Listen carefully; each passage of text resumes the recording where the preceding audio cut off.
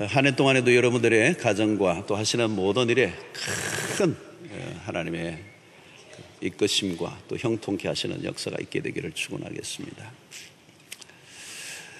여러분들, 한 생명이 이 엄마의 그 모태에서 잉태가 되어서 이게 10개월 동안 자라 출산을 하면 그 아이가 이 자라가는 이 성장, 그 태아가 그 생명이 잉태되는 것도 참 신비한 일이고, 그게 그 안에서 자라간다는 거예요. 그리고 태어나자마자 이게 자라가는 모습을 보면 그 생명의 신비를 느낍니다. 생명의 신비입니다. 참 신비로운 일인 거예요. 그러니까 여기서 우리가 느낄 수 있는 건 생명은 자란다는 겁니다. 자란다. 영적 세계도 마찬가지입니다. 바울은 영적인 출산과 성장을 얘기합니다. 갈라디아 4장 19절 보면 나의 자녀들아 너희 속에 그리스도의 형상을 이루기까지 다시 너희를 위하여 해산하는 수고를 한다. 그러니까 그리스도인으로 태어난다는 게 해산의 수고를 한다. 마치 바울이 아이를 낳는 것과 같은 것으로 비유합니다. 한 사람이 그리스도인이 되고 복음을 받고 회심을 하고 하나님의 자녀로 태어나고 성장해가는 과정들, 이게 마치 우리 육신의 그런 생명을 출산하고 성장해가는 것과 같은 비유로 한 것입니다. 여기는 태어나는 과정이 반드시 있어야 되고 또 그것이 태어난 이후에 성장해가는 과정. 그리스도도 똑같습니다. 태어난 과정이 뭡니까? 회심의 과정입니다. 죄를 깨닫고 그리스도의 십자가를 이해하고 그 복음을 받아들임으로 내가 그리스도의 사람이 되는 이 출생의 과정이 분명히 있어야 돼요. 그리고 그 다음에는 뭡니까? 성장해 가는 과정이 반드시 일어나게 된다는 겁니다. 자, 여러분, 성장이라고 하는 것은 이건 생명체로서는 불가피한 그런 과정, 일어날 수밖에 없는 일입니다. 자, 여러분, 아이들이 충분히 성장을 한다는 게 매우 중요하죠. 우리가 교회에 와서 제일 중요한 것은 처음에 와서 복음을 정확하게 받아들이고 그 다음에 그 안에서 계속적인 성장을 해가는 이 과정이 반드시 있어야 합니다. 교회 와서 무슨 일을 하거나 봉사를 하거나 이게 우선적인 것은 아닙니다. 우리 아이들이 그러잖아요. 다 자랄 때까지는 일 안 시키죠.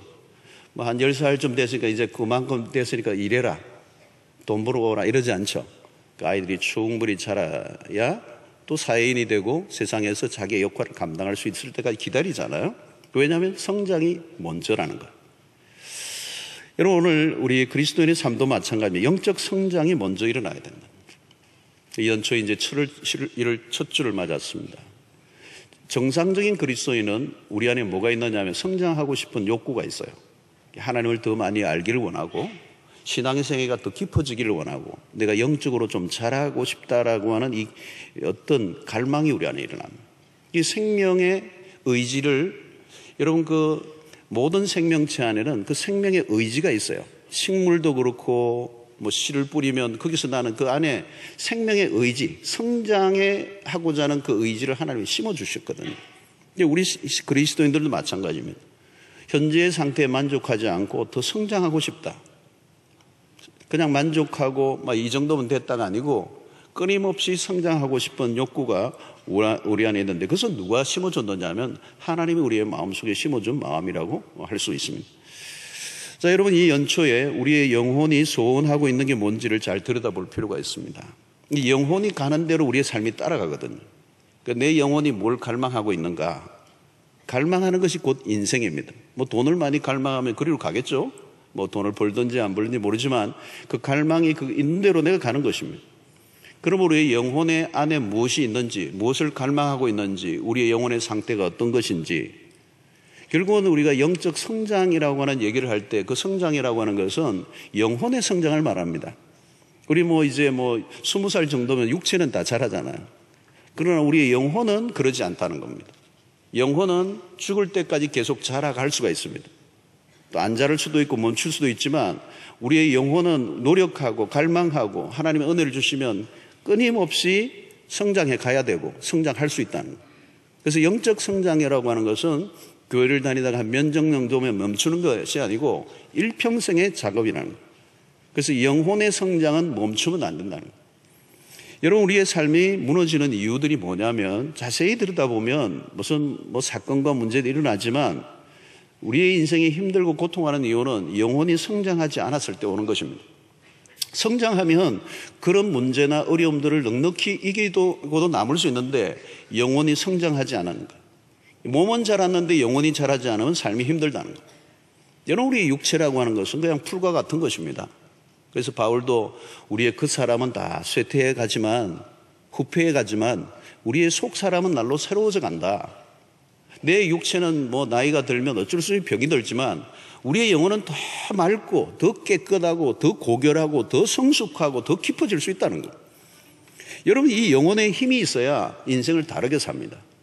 그리고 우리 인생에 일어나는 수없는 일들이 일어나도 이 영혼의 힘이 우리의 삶을 받쳐주는 것이죠. 영혼이 자라가야 되는 거예요. 영혼이 성장해 가야 되는 거예요. 여러분, 공사장에는 멋진 조감들을 언제나 다 이렇게 붙여놓습니다. 언젠가 지어질 완성도를 보면서 때로는 힘들고 포기하고 싶지만 언젠가는 저는 멋진 집이 완공될 것을 기대하면서 지으라고 이 기대감을 가지는 게 이 조감도죠. 오늘 주님은 우리의 이 완성도를 이 복음 이 산상수훈에서 우리에게 말씀합니다. 마태복음 5장 48절을 보면 그러므로 하늘에 계신 너희 아버지의 온전하심과 같이 너희도 온전하라. 아버지가 온전한 것처럼 너희도 그 아버지를 닮아서 온전해지기를 원한다. 이 온전함이란 바로 그리스도의 성숙을 말하는 것입니다. 주님이 우리의 신앙의 수준을 굉장히 높이 끌어올리기를 원하신다는 거예요.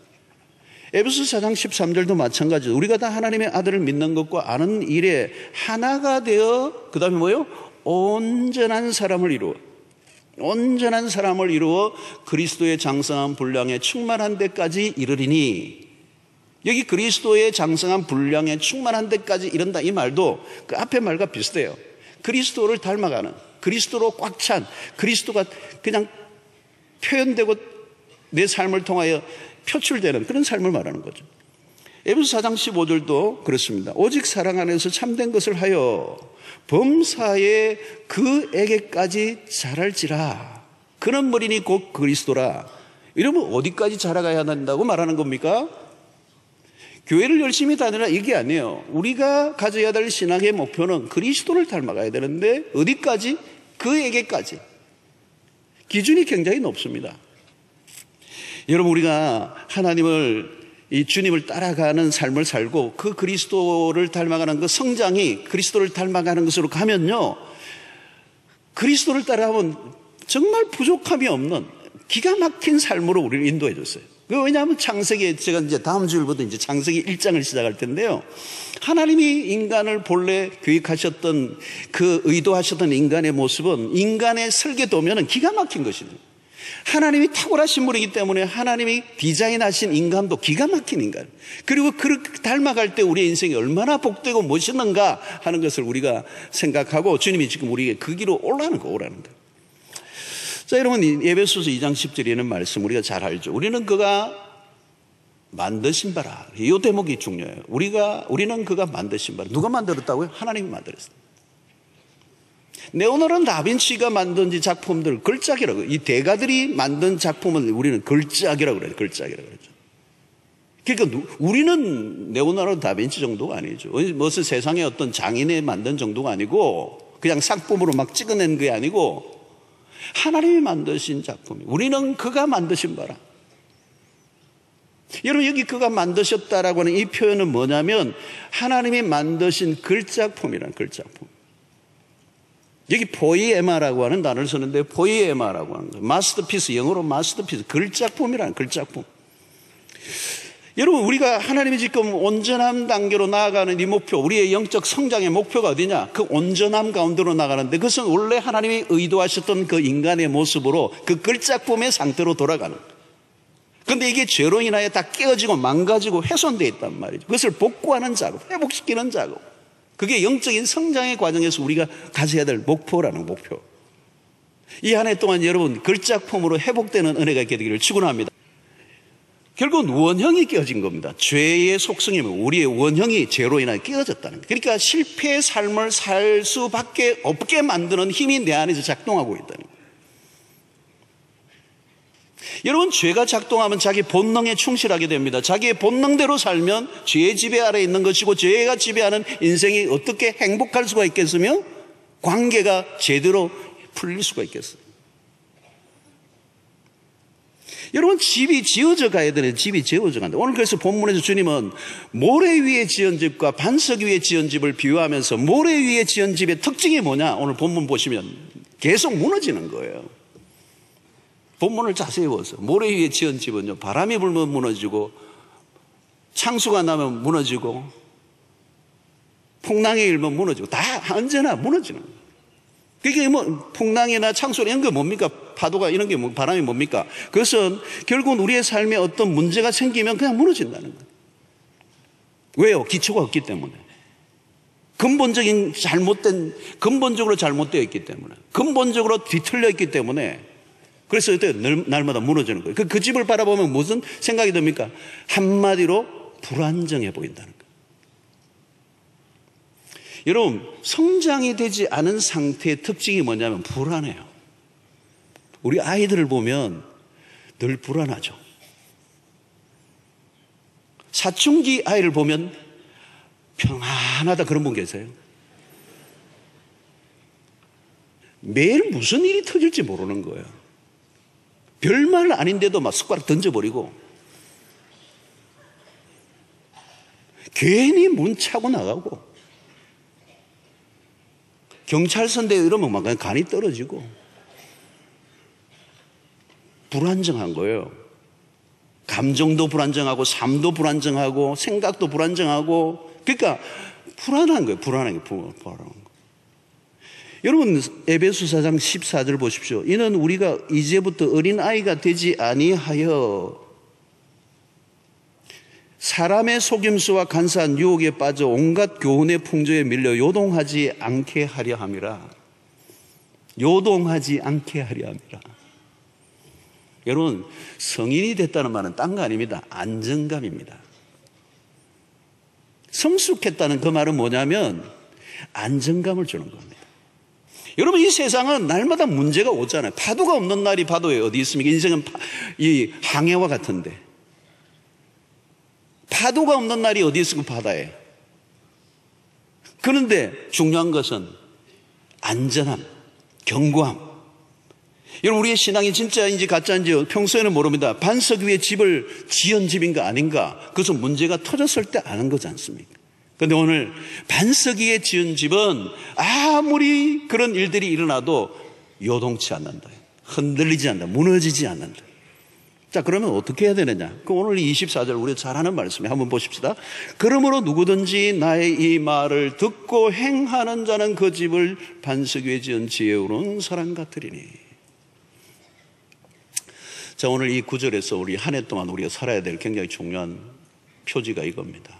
누구든지 나의 이 말을 듣는 과정까지는 다 우리가 합니다. 지금 동일합니다. 이 본문, 이 오늘 교회 예배 참석하는 사람 모두에게 지금 이 설교를 듣는 사람들 동일한 게 다 똑같습니다. 여기까지 계속 띄워주세요. 없애지 말고. 이렇게 나의 이 말을 듣고까지는 여기 모두가 똑같습니다. 그런데 우리의 삶을 가르는 이런 고담입니다. 행하는 자는.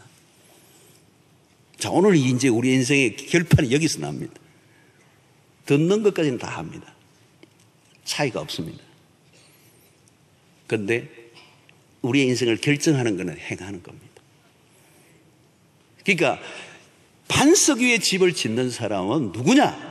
말씀을 듣는 사람으로 끝나는 사람이 아니고 어디까지 간다고요? 행하는 단계까지. 행함이 없으면 반석 위에 지은 집이 아니고 모래 위에 지은 집이에요. 여러분, 행함이 멈추면 집 짓는 게 스탑됐다는 겁니다. 성장 이루어지지 않음.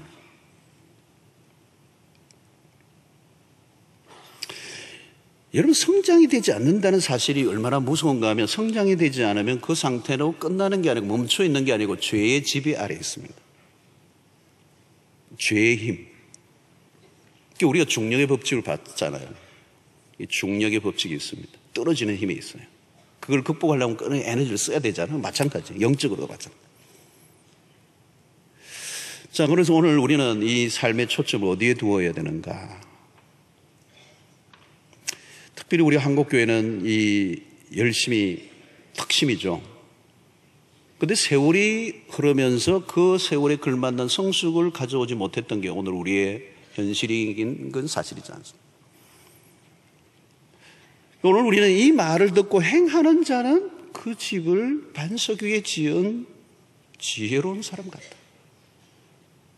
여러분, 예수님이 마지막 지상명령에도 똑같은 얘기를 하셨습니다. 마태복음 28장 20절에 마지막 구절에 이 마태복음 마지막에 지상명령이에요. 내가 너에게 분부한 모든 것을 가르쳐 지키게 하라.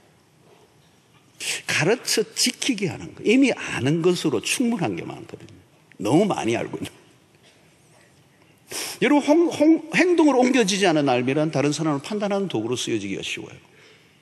그러니까 우리의 초점은 어디에 두어야 되느냐? 올해도 우리가 예배와 집회와 성경 공부 많이 참여해야 되는데 매우 중요한 것은 오늘 여기에 있다는 거예요. 실천에 옮기는 일. 사랑에 관련된 헬라 히브리어로 다 분석하면 뭐합니까? 우리 목회자들이 하는 일이 그런 일 잘못하면 그런 거 연구나 하고 헬라 히브리어 원문 본문 해석하고 그러는데 도대체 그 사랑을 구체적으로 행동할 적용이 없는 연구라고 하는 것은 아무 의미가 없다. 여러분, 사랑에 대한 수백 번의 설교를 듣는 것보다 오늘 내가 실천해야 할 작은 사랑은 무엇일까?